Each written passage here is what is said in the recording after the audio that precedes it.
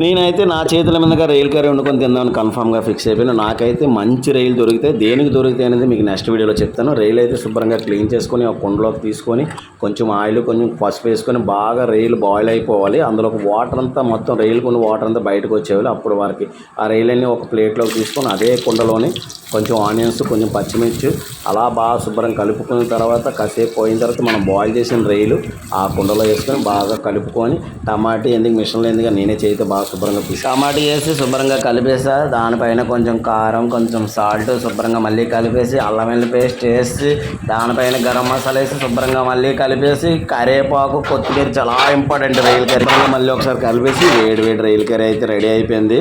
వేడి వేడి రైస్ పెట్టుకొని 2 ఆనియన్స్ ముక్కలు పెట్టుకొని నాకు ఆనియన్స్ లేకపోతే అసలు తిన్నట్టు ఉండదు. అలా దానిపైన రైలు కర్రీ వేసుకొని అలా చేయితో కలుపుకొని తింటే నా సామిరంగా ఇదే కదా మన జీవితం, ఇంకేముంది, ఇదే జీవితం.